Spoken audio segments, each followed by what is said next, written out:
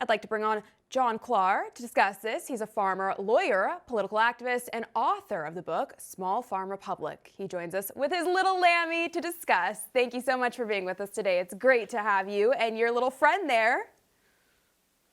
Well, he's a stakeholder. The cows and the sheep, maybe while they're talking about, wiping them all out, maybe we should bring them to the table. I think so. I think it's so important. I mean, we know what the goal is here.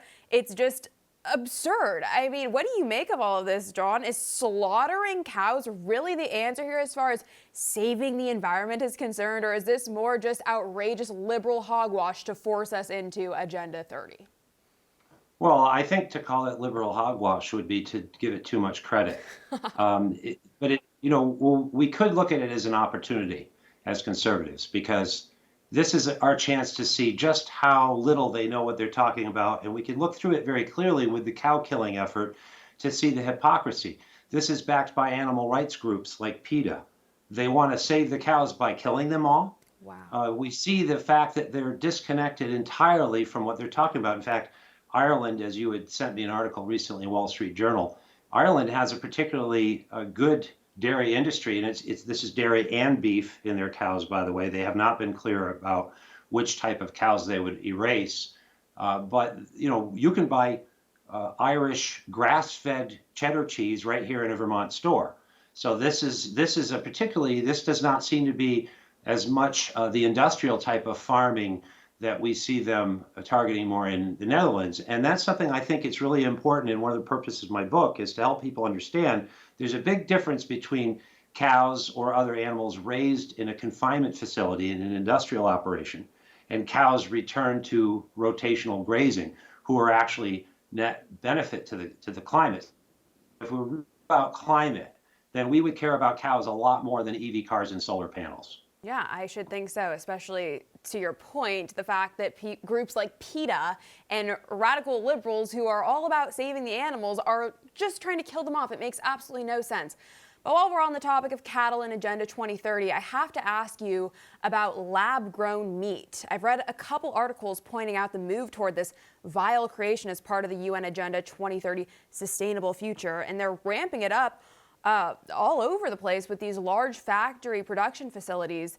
Now, what really piqued my interest here is the fact that these so-called innovators are able to grow this cultured fake meat so rapidly by harnessing the replicating ability of animal cancer cells.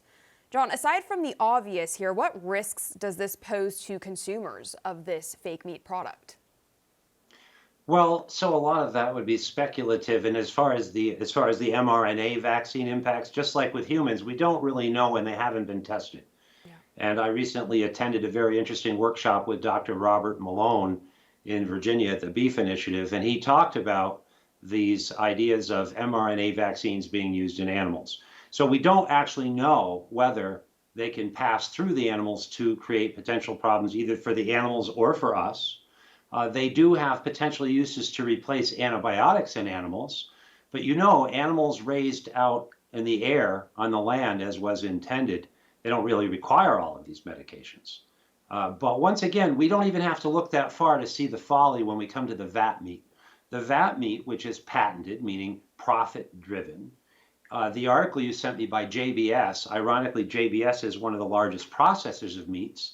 They're also a member of the World Economic Forum, along with DuPont and Monsanto, which is now Bayer, and other major industrial food players who now say that food production and food control is an integral part of the WEF's mission to save the climate. Well, what they're saying is that we can switch to GMO foods to save the climate. GMO foods use more chemicals. Let's just set aside carbon dioxide for a minute and look at the chemicals involved in our food supply and that are damaging the environment. For all our viewers asking where One America News is heading in the future, we would like to introduce you to OAN Live. OAN Live is the best way to stay up to date on all of the hard-hitting, straight-shooting, national and international headlines. And the best part is, OAN Live is only $4.99 per month. All the credible, honest, unbiased reporting One America News offers at a fraction of the cost of cable. Just go to OANN.com to easily sign up for OAN Live and stay informed.